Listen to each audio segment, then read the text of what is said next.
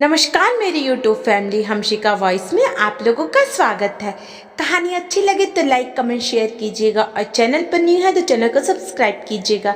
आइए सुनते हैं फिर से एक नई कहानी। आज अनुराधा जी बहुत परेशान थी। जब से अपनी बेटी नंदिनी के ससुराल से लौट कर आई हैं, तब से यूं ही उदास बैठी हुई हैं। हालांकि मानसी को सब कुछ समझ में आ रहा था, पर उसने बोलना ठीक नहीं समझा। जानती थी कि अनुराधा दी जब बेटी को लेकर परेशान होती हैं तो उस समय उन्हें छेड़ना अपने लिए आफत मोल लेना है। अपनी 7 महीने की शादी में वो ये बात अच्छे से समझ चुकी है। अब ऐसे में उनसे कुछ पूछ नहीं सकते, नहीं तो सुनने को मिलता है, तू तो बहुत आराम से रहती है, मेरी बेटी को देखो कितनी परेशान है। तुझे क्या पता परेशानी क्या चीज़ होती है, तुझे तो सब कुछ मिला हुआ है। तू तो अपने ससुराल में भी मैके की तरह रहती है। मेरी बेटी फूलों में पली हुई ऐसे ससुराल में रहती है कि कुछ कह नहीं सकती। ऐसे माहौल में कैसे रहती है उसका दिल ही जानता है। आखिर माँ हूँ मैं उसकी, उनके आगे तो मानसी कुछ कह ही नहीं पाती। पता नहीं जब भी नंदिनी के ससुराल कुछ होता है तो अनुराधा जी को ये लगता है कि उनकी बहू इस दुनिया में सबसे सुखी औरत है, और जबकि उनकी बेटी इस दुनिया की सबसे दुखी औरत। सारे अत्याचार उन्हीं की बेटी पर होते हैं, जबकि बहू तो ऐशो आराम से रहती है और दुखी होने का कारण भी कोई खास नहीं होता। आज नंदिनी के ससुराल में उसके बेटे का जन्मदिन था। जाहिर सी बात है कि पार्टी में दोनों नंदों को भी बुलाया गया था। उसकी 2 नंदे वहां आई हुई थी। बस पार्टी खत्म होने के बाद नंदिनी की सास ने अपनी दोनों बेटियों को घर पर ही रोक लिया, जाने नहीं दिया ये कहकर कि कल चली जाना। बस इसी बात का दुख सताए जा रहा था। बस यही सोच सोच कर परेशान हुए जा रही थी कि बेटी भी एक नंबर की कामचोर थी। माँ से प्रोग्राम में ही शिकायत कर रही थी, देखो दोनों नंदों को रोक लिया, इन्हें क्या काम करना पड़ता है, काम तो मुझे करना पड़ता है ना। ये तक नहीं सोचा कि मैं कितनी थक गई हूँ। तभी मानसी ने कहा, आपकी दोनों नंदे तो काम खुद ही संभाल लेती हैं, देखो कितना भाग भाग कर काम कर रही हैं।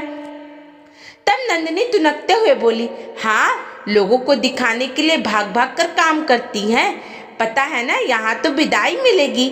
अब दोनों नंदे आ गई तो अब मुझे ही सारा काम संभालना पड़ रहा है, पता नहीं कब जाएंगी अपने घर। इन लोगों का भी बढ़िया है, बस अपने मैके आकर के बैठ जाती हैं। मेरा बस चले तो इनका मैका ही खत्म कर दूं।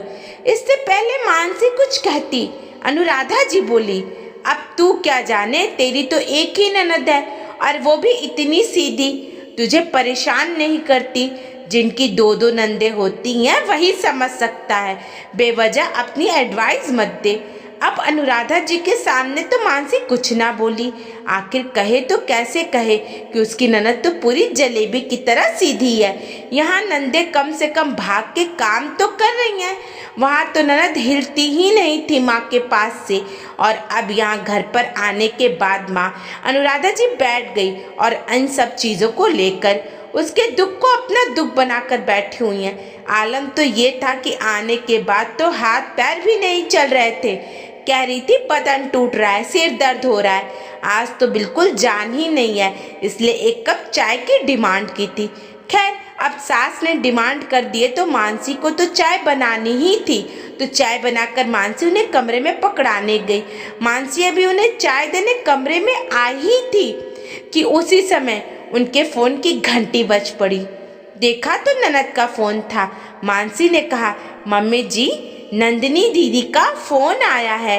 नंदिनी दीदी का नाम सुनते ही अभी तक जिन हाथों पैरों में हलचल नहीं थी वो अचानक दिखाई दी। बड़ी स्फूर्ति से उठकर अनुराधा जी ने फोन रिसीव किया।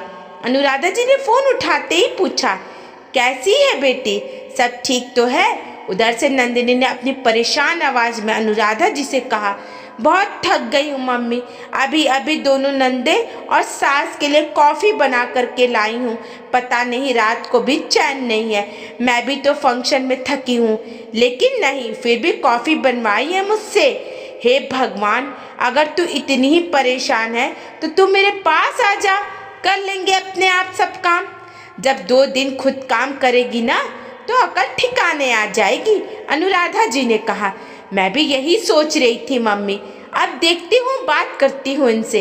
अगर नंदे कल नहीं गई तो मैं सीधे मायके आ जाऊंगी।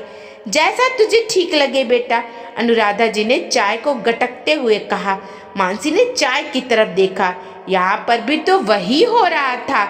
वो भी तो थकी हारी फंक्शन से लौट कर आई है और फिलहाल सास को चाय बना करके दी है, पर फिर भी खुद को बहू तो सबसे सुखी है और बेटी सबसे दुखी। मानसी तो अपने कमरे में आ गई और चैन की बुगुल बजाकर सो रही थी। आखिर सुबह की थकी हुई थी। दूसरे दिन जब दरवाजे पर दस्तक हुई तो मानसी की नींद खुली। घड़ी में देखा तो सुबह के 6 बज रहे थे।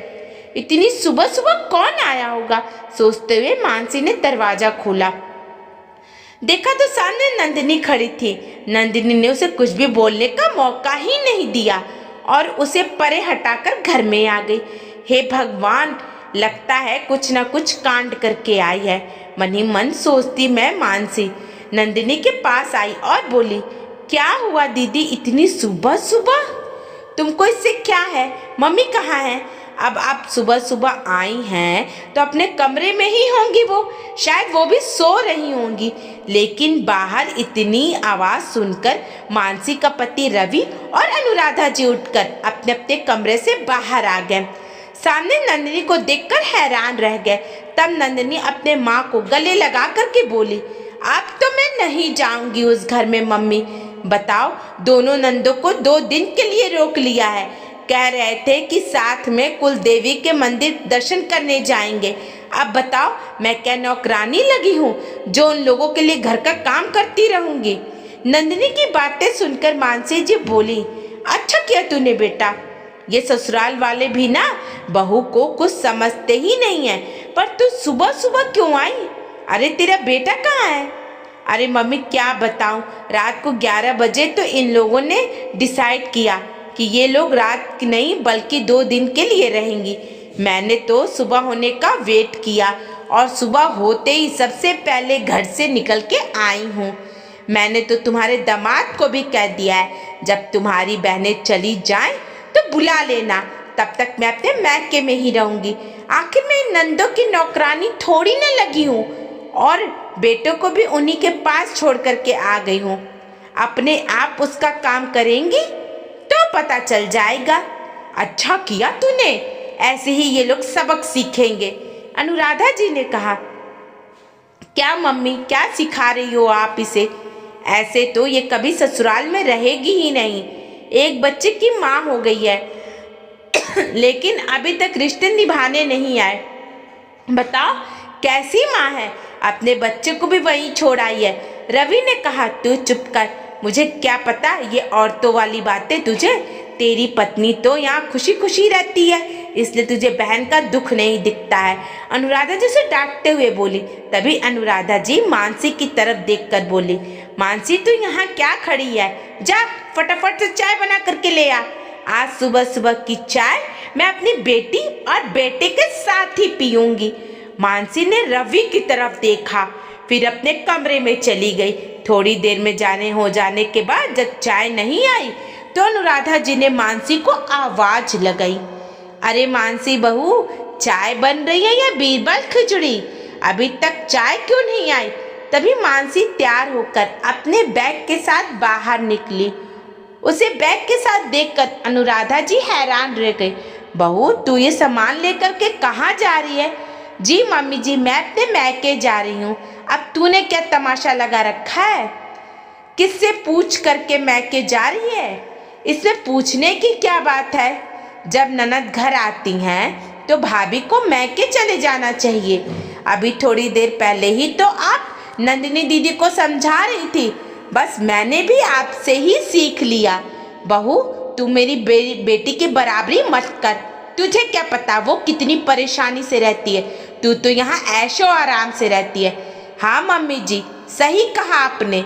एक सास की नज़र में उसकी बहू दुनिया की सबसे सुखी औरत है और बेटी सबसे दुखी औरत। अगर पूरे दिन के काम के बाद बेटी की सास कॉफ़ी बनाने को कह दे तो गलत है, लेकिन बहू की सास अगर चाय बनाने के लिए कह दे तो सही।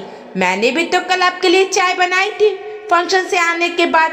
मानसी की बात का अनुराधा जी के पास कोई जवाब नहीं था। आखिर बेटी के घर की आग खुद के घर में लगती है देखकर उन्होंने चुप रहना ही बेहतर समझा। पर इतना उन्हें समझ में आ गया कि अब बेटी के गलत को लेकर के उनकी मनमानी यहाँ नहीं चलेगी। थोड़ी देर बाद ही वो खुद नंदिनी को उसके ससुराल छोड़ करके आ गई, ये कहकर कि जरा सोच समझकर मैके आना, वरना तेरे कारण मेरे घर में आग लग जाएगी। दोस्तों, आपको कहानी कैसी लगी? अगर अच्छी लगे तो लाइक कमेंट शेयर कीजिएगा और चैनल पर नहीं हो तो चैनल को सब्सक्राइब कीजिएगा। धन्यवाद।